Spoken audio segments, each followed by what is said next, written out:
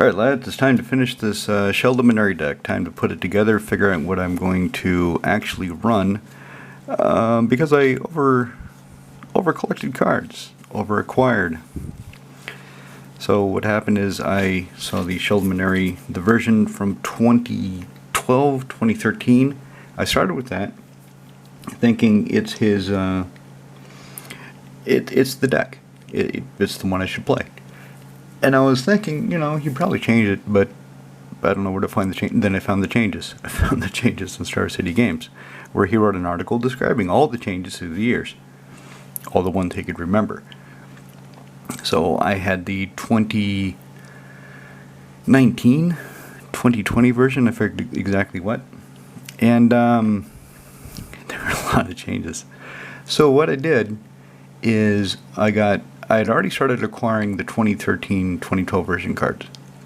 So then I started acquiring the cards in the later version.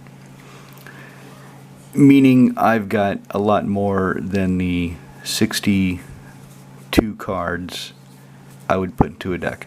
So the way I build the deck, my rule of thumb, so you've got 100 cards, minus 1 for the commander, 99. Minus 37 lands, 62. I typically run 37 lands in my decks. I've got a couple like Hirobi that have 38 or 39 because of all the specialty lands, Maze of Ith, Lake of the Dead, and so on. I have a couple decks that run 36 lands, T-Var, because of all the mana elves. Who else do I have that runs only 36 lands? I think Sharoom, because of all the mana rocks. So anyway, let's get this stacked up. So let's start with the mana base. The mana base is not ready yet. I still need. So one interesting thing about Sheldon.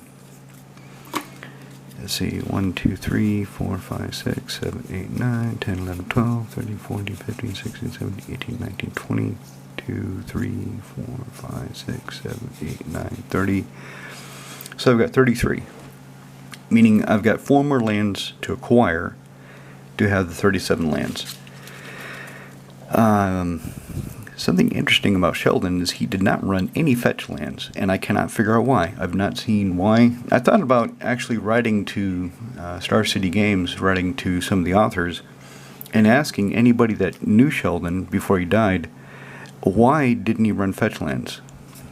And right now my thinking is because the deck can hurt itself so much, he just didn't want to lose the life. It couldn't have been about the cost, because the first version of the deck had a Tundra. Of course, back in 2012 it was only a €50 card, but the later version had a Plateau.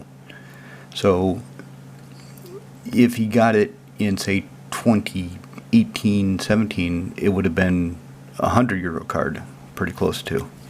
So I'm going to run fetch lands. I still need, so I'm missing 1 shock land and 2 fetch lands, and that'll put me at 36, and then one of the land, Glacial Fortress.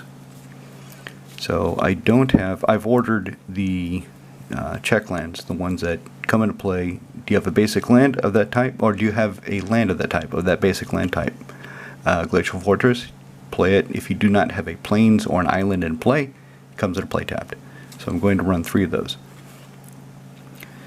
So the mana base is still in progress, but that kind of doesn't matter because I know the end number. I know it's going to be 37.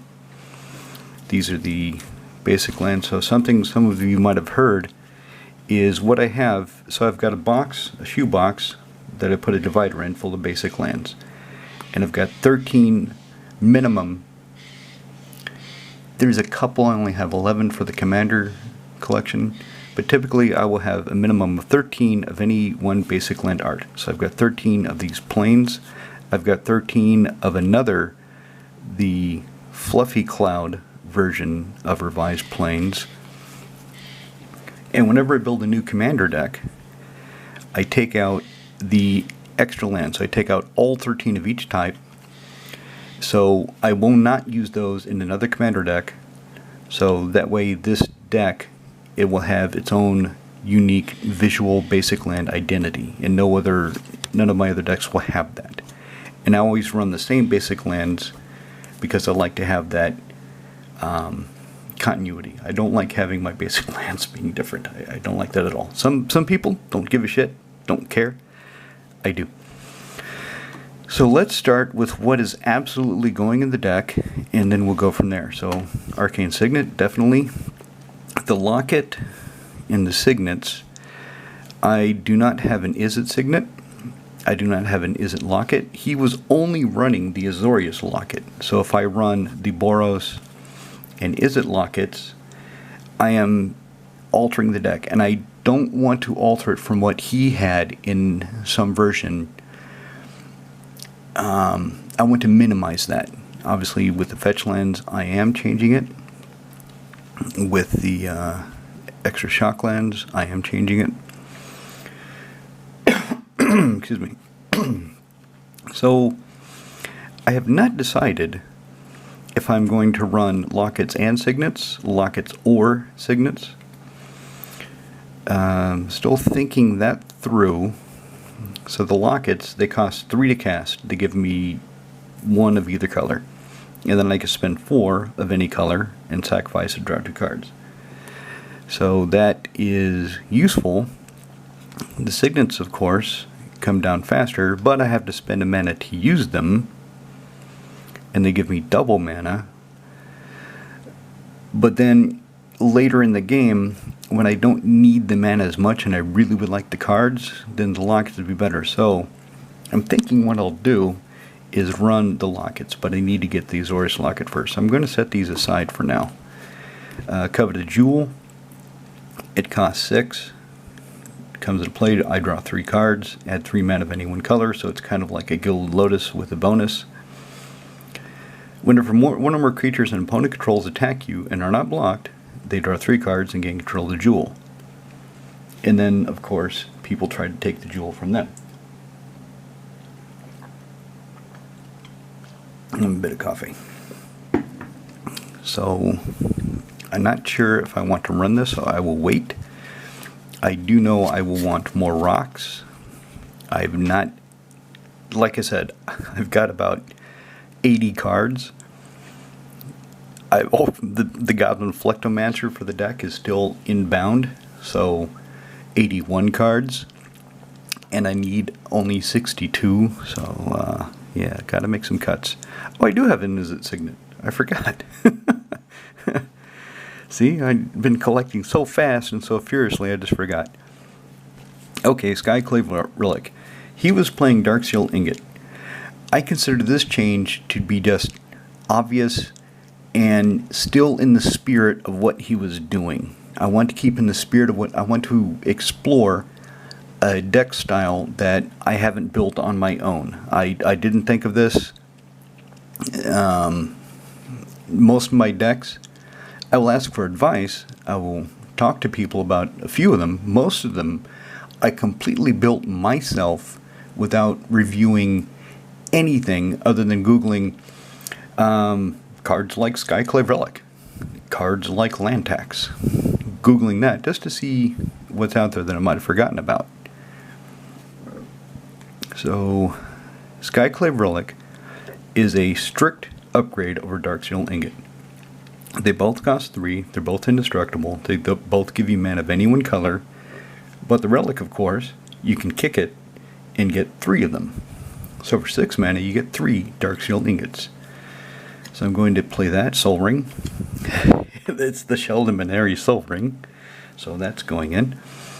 Sun Forger, that seems pretty key in the deck. The Wanderer, he did not have Mark of Asylum. I'm thinking of running Mark of Asylum because of all the cards that can deal damage to my creatures. So he has this, because prevent all non-combat damage will be dealt to you and other permanents you control. And then it's got another ability, exile target creature, power 4 or greater. Mark of Asylum would double up on that effect, so I've got 2 cards that do it. But she is key, so she stays. Or a Thief. I believe he took this out of a later version of the deck, but there was one, he specifically wrote about one memorable game where somebody played Enchanted Evening. Everything becomes an enchantment. All permanents are enchantments. And he played Aura Thief, and it got killed. So he took control of everything, everybody's permanents, and that was kind of the end of the game. I think he actually said that he didn't win that game, and I don't know how that happened. Of course, people casting things later, they will keep, but that seems like a pretty a pretty far way to go. You know, it's like starting, running a 100-meter dash, and everybody gets a 20-meter head start on you, or you get a 20-meter head start on everybody else. It's kind of hard to lose that race. Boros Reckoner, so we'll keep him. Triple red, triple white hybrid. 3/3 Minotaur Wizard. When he's dealt damage, deals that much damage to our creature or player. And there's a lot of cards in the deck that deal damage to the creatures. For red or white hybrid, I can give him first strike, so he stays. Burnished Heart. 3/2/2 Elk. 3 sack it. Go find 2 basic lands. Put them into play tapped and shuffle.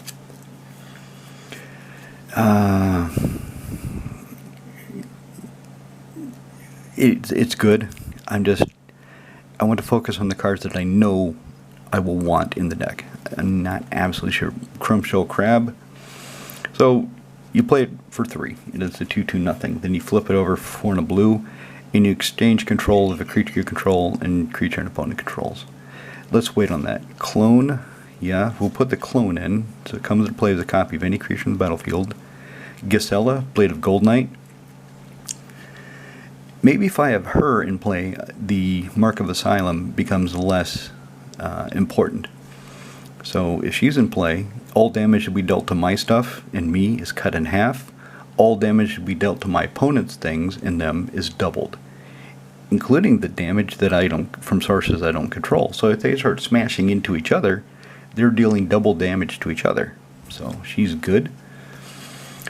Illusory Ambusher. 4 and a blue. He's flashy when he's dealt damage. Draw that many cards.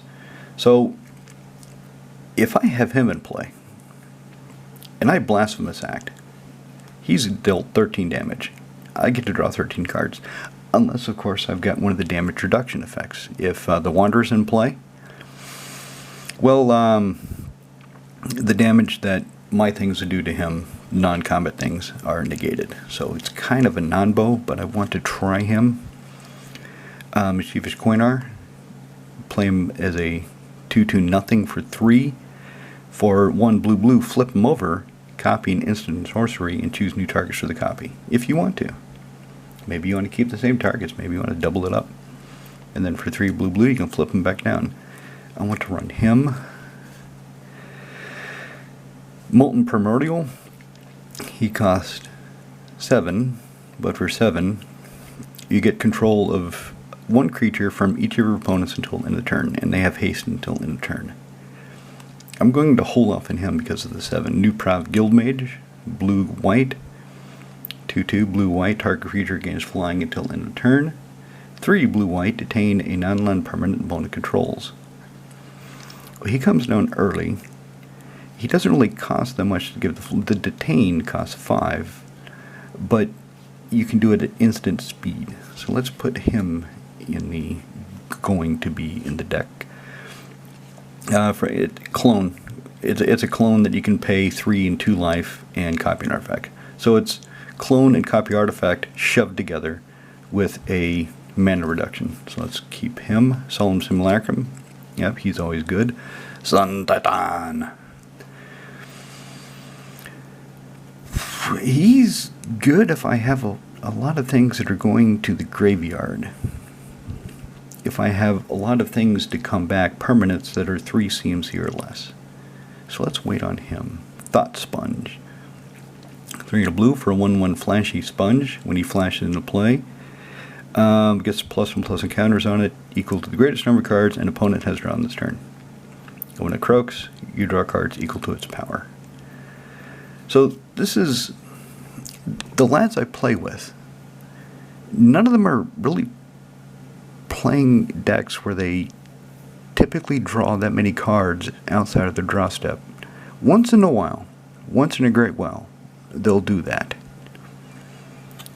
But it would typically come into play with 3 or 4 counters, which still, when it dies, I would get those cards. So let's wait on that.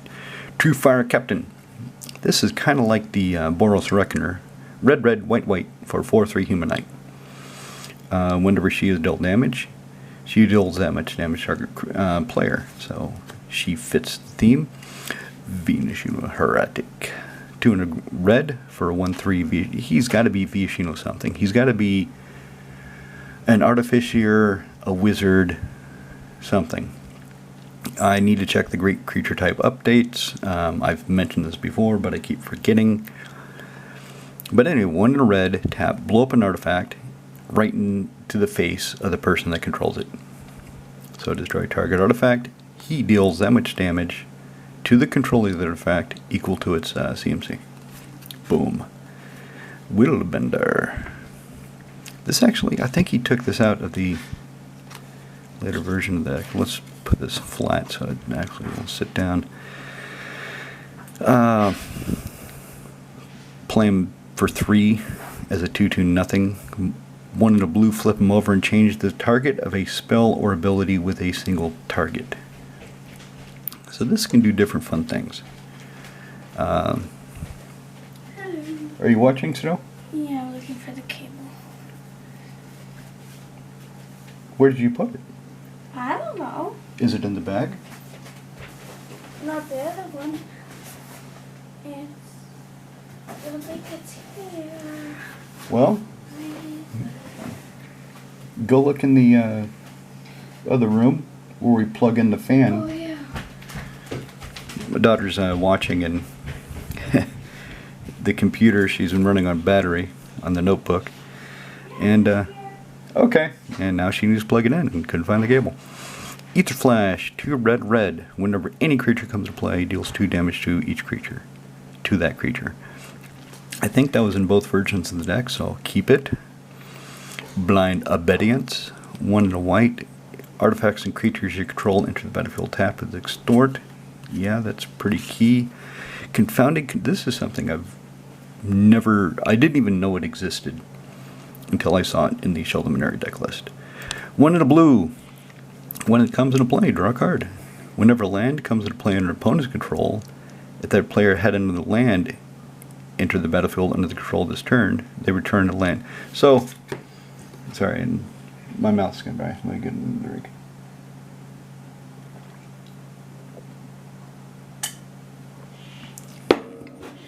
Of course, the coffee isn't good hydration, but it's wet and it's better than nothing. So, people that are doing fetch lands, people that are doing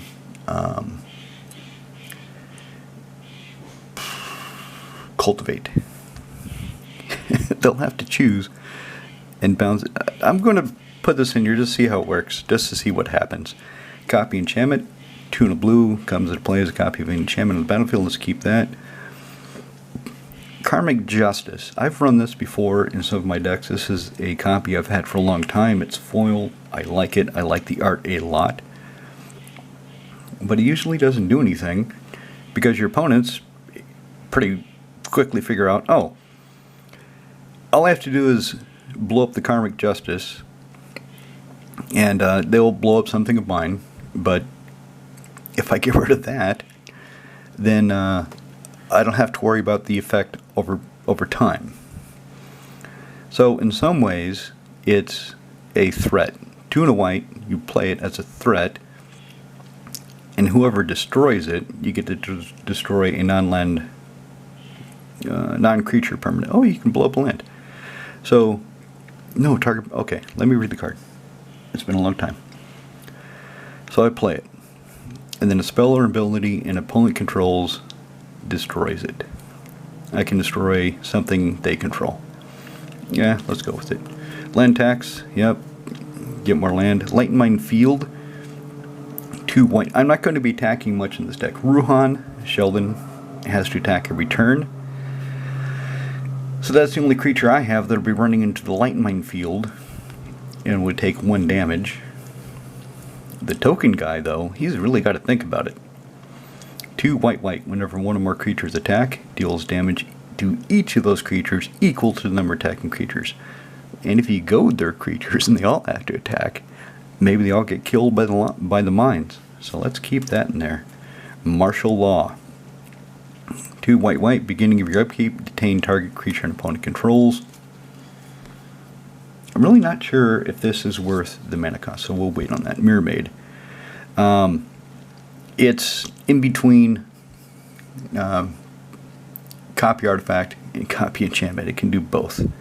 So instead of 2 and a blue for copy enchantment, it's 1 blue. So it's 1 more than copy artifact. Blue shifted for copy enchantment, so let's keep that. Power Stone Minefield. So I've got Light Mine and Power Stone. Power Stone, whenever creature attacks or blocks, it takes 2 damage. Sounds pretty good to me. Repercussion. This is in all the versions of the deck, so this is definitely staying in. 1 red. Whenever a creature is dealt damage, Repercussion deals that much damage to that creature's controller. Oh, you're going to attack me. Oh, you have to attack me. Or somebody. You have to attack. And you're going to get hurt real bad. But they're your creatures, so you kind of doing it yourself. So Repercussion stays. Yes, I know. Arithmetic study. Did you pay the 1? You going to pay the 1? Why don't you pay the 1? Don't pay the 1.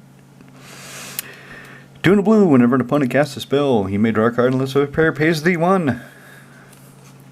This card, I got it for the art. I thought this is cool art. And he actually ran it. The Akroan War. 3 in a red. Stage 1. Can control the target creature for as long as this is on the battlefield. Stage 2. To your next turn, creatures opponents control attack each combat of Fable. Repercussion, Power Stone Minefield. Woo! Stage 3. Each tap creature punches itself in the face. So that will stay, because that fits the theme of the deck. Acidic Soil. 2 in red. Deals 1 damage to each player for each land he or she controls. Sometimes in his Tyranna's deck, Cube will play this spell that allows him to get something like 8 land. He'll rip 8 lands out. I forget the name of the spell. I forget the exact parameters. But he will rip 8 or 10 lands out of his library, put them directly into play. So that'd be really cool if he did that in the next turn. Your lands are kind of acidic. And they're trying to claim your souls. So that'll be interesting. Blasphemous Act, board wipe. It doesn't cost 9. If there is 1 creature. If there's only 1 creature, and for some reason you really want to fuck it up, it costs 8. Because of the mana reduction. So let's keep that. Bribery.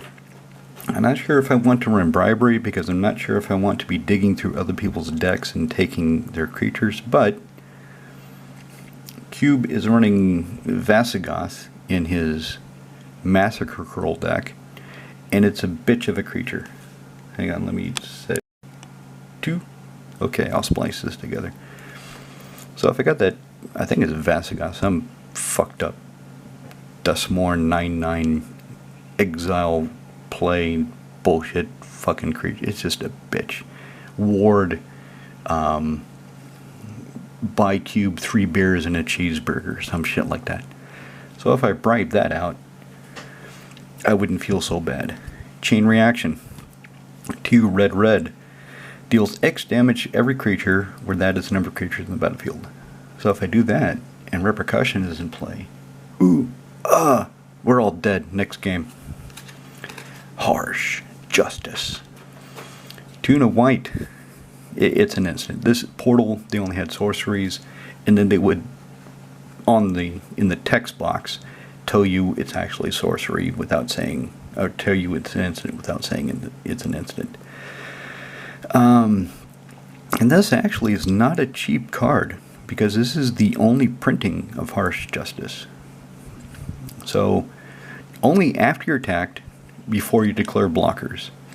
This turn, each attacking creature that hits you also hits the attacking player.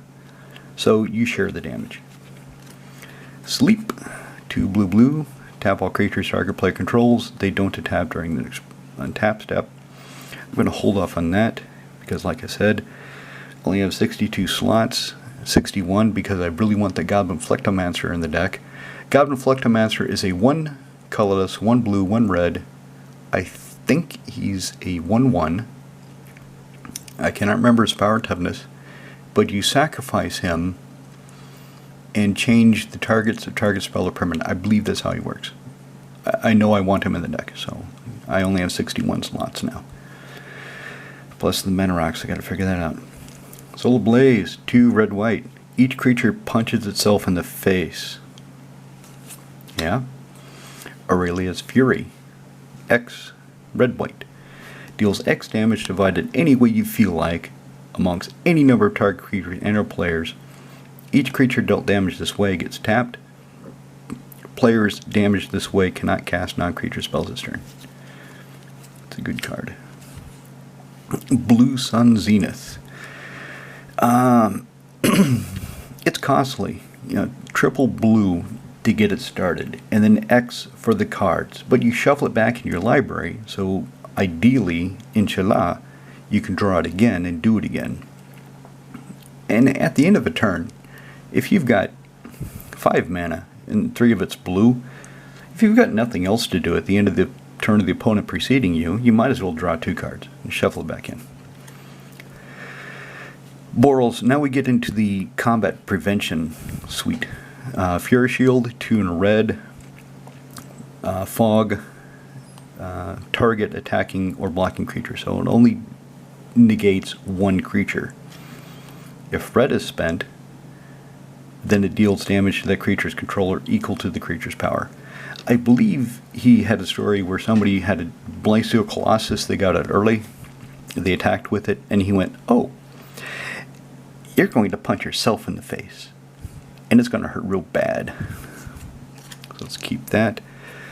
Cerebral Vortex, 1 blue-red, target player draws 2 cards, then it deals damage to that player equal to the number of cards here. So if they're drawing a lot of cards, then this can be good. I believe he took it out in later versions, so I'm going to wait on that. Come up. This is... Every time I look at this card, I have to think about it because of this fucking wall of text. 3 in the white. Instant. Prevent all damage that would be dealt to you and planeswalkers you control by sources you don't control. If damage from a creature source is prevented this way, this comeuppance deals that much damage to that creature. If damage from a non-creature source is prevented this way, comeuppance deals that much damage to the source's controller. So, if somebody casts Blasphemous Act, this does nothing. But if somebody attacks with a bunch of creatures, I prevent the damage that those creatures would deal, and comeuppance deals the damage back to the creatures, so kills them. Let's see how it works. It's not, like I said, it's a fucking wall of text, and I have to think about it every time. Excuse me. Dawn Charm, 1 in a white. Pick one. Fog, regenerated creature, Arcana spell that targets you. Let's think about that. Dazzling Reflection, 1 in a white. You gain life equal to target creature's power the next time the creature would deal damage this turn. So, it doesn't have to be you. If one of your opponents is attacking another one, you can fuck with things. You can decide to step in the middle of something that doesn't involve you. You can be a magic Karen and say, oh, this creature that's attacking, actually I'm going to gain life equal to its power, and it's not going to deal any damage.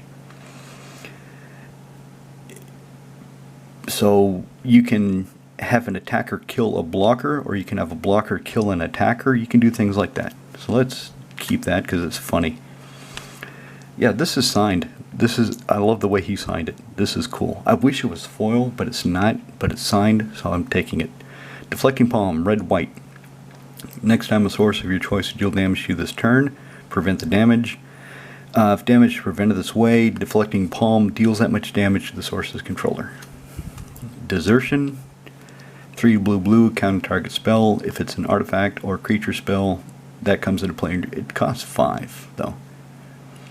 I used to play this a lot 20 years ago. A lot. Like, all of my blue decks had a desertion because I loved the art. I thought it'd be so cool to get a big creature, counter it, and get a big creature. Hardly ever worked out that way. But I kept running it until I didn't anymore for years. So this would be the first time in years I have been running desertion if I put it in here. Counter target spell. So what's the best? And you have to keep 5 mana up, but this deck, to be fair, is kind of designed to keep mana up for all the instants, all the damage prevention. But let's hold off on that for now. Essence Backlash, 2 blue red, counter creature. Essence Backlash deals damage equal to the spell's power to its controller. So somebody casts some big fatty, something like somebody cast Vasigoth. Cube casts Vasigoth at 9/9. I'm probably getting the name wrong. I counter it, and then Cube takes 9 damage. I'm picking on Cube a little bit too much. Maybe I should stop. Hibernation. 2 in a blue, bounce all green permanents back to the owner's hand. Yeah, this deck has no green, so it's not going to affect me at all in a negative way. And somebody has a green horde coming at me. Oh, pick up your green horde. Fuck off. Honorable Passage, 1 in red. Prevent all damage to your target creature from any one source. If that source is red, it deals damage to the source's controller equal to the amount of damage prevented. I'm not sure if this is worth the slot now, so let's skip it for now. Let's look at Leadership Vacuum. This is another card I didn't know about until I started looking this up. 2 in a blue. Target player returns each commander. So if somebody has partner commanders or they've stolen a commander, those commanders go back to the command zone instantly and draw a card. So if somebody has a fucked up commander and they're attacking you with it, you can go boing, put your commander back in the command zone. Deal with him later. And you get a card. Mandate of Peace. 1 in a white, cast only during combat. Your opponents cannot cast spells this turn. And it doesn't say it has to be your combat in the combat phase. All attackers' blockers are removed from combat. They will not deal any damage. All spells and abilities are exiled from the stack, including the spell. So it's a one-trick pony. Mirror Strike. 3 in a white, target unblocked creature deals combat damage to its controller instead of to you this turn. So you cannot use it to save one of your opponents. You can only use it to save your own ass. Parallel feedback. This is kind of like the Essence Backlash. It's 3 in a red, where Backlash is 2, 1 blue, 1 red, and this counters a spell. And it can be a creature spell, it doesn't matter, but the control of the spell takes damage equal to its AMC. No, wait. It doesn't counter it. I'm sorry, it doesn't counter it. So it's not like Look, this is fucked up. Now that I'm reading this card and seeing it in front of me, do I really want to run it? I mean, if somebody's casting a big spell, it could be funny. Let's wait. Reflect damage. 3 red white. Redirect all damage dealt by any one source to that source's controller. If somebody else plays a blasphemous act, and let's say there's only 10 creatures on the field, just 10, keep the math easy, so I can reflect damage. And I can redirect all damage dealt by any one source, which would be that blasphemous act, to the source's controller, which 13 times 10 is 130. Bang, player down. Refuse. Cooperate. Okay, refuse. Deals damage to target spell's controller. It's like paralytic feedback.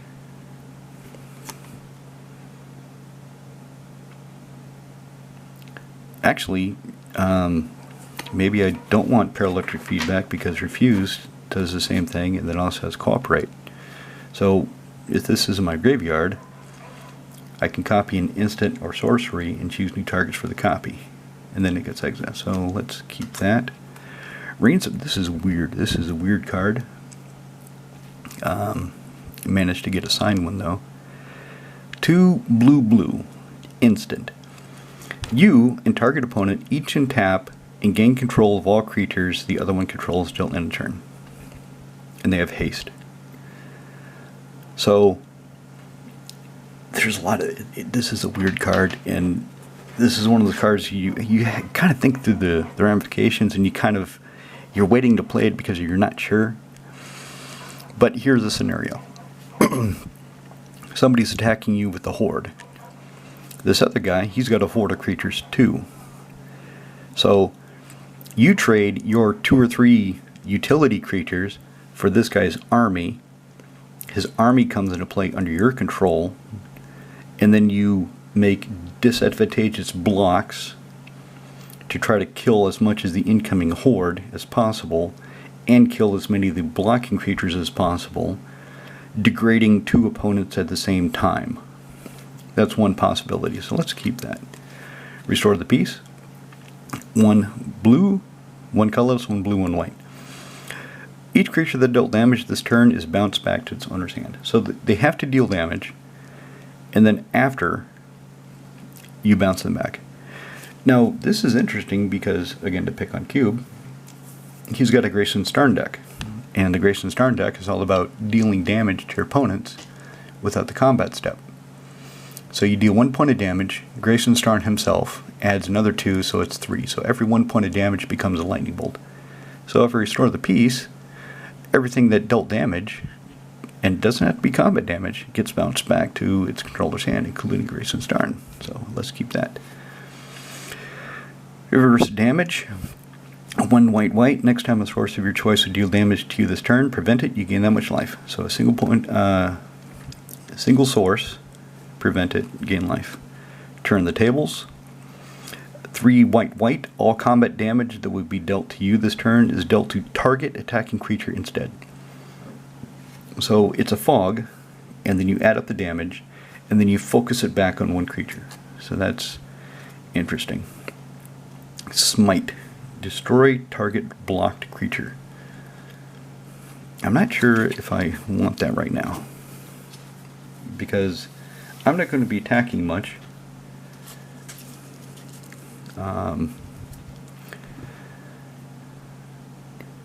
Although, so I've got utility creatures. I've got a lot of small creatures. Let's say somebody attacks us something big, and I block a Solemn Simulacrum. So it's blocked. Damage has not been assigned, and then I can instantly destroy the creature that was blocked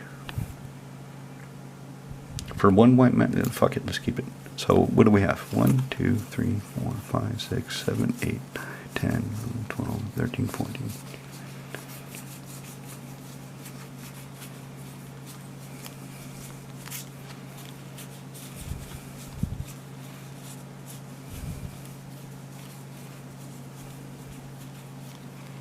Okay, I have 52 cards here, so I can put in 10 more cards,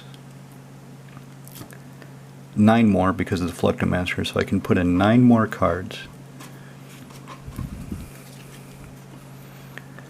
3 of them should probably be the signets or lockets. I already have the 3 signets, but I think the lockets, so let's run all 3 lockets. So I have 6 more, and I have to get an Is It locket. I don't have an Is It one yet. So 6 more cards. What would really be funny? What would really be good? Well, if I'm running lockets, Sun Titan, sacrifice the locket, draw 2 cards, attack with Sun Titan, get the locket back. Seems kind of no-brainer. So I have 5 more slots. 4 more slots.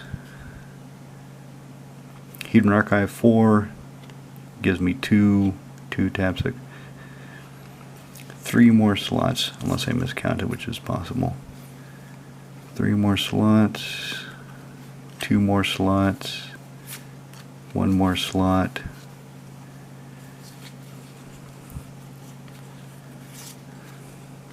Okay, Mimic Vat. Alright, so this is the version of the deck. I'll sleeve these up, put on the perfect fits, put them in the pretty pink sleeves that I got, so it has its own identity as a deck that I didn't design, really. So in a way, it's like I'm building this with Sheldon. I'm taking all of his ideas over the course of years, and I'm making an amalgamation that I believe stays true to his vision, but has my own take on it, because I'm choosing which cards over the course of the years I'm running, which ones I'm not for the moment, making some small tweaks, just a few tweaks. I really wish I could have met him, but just never happened. I never in the same area he was when he was alive.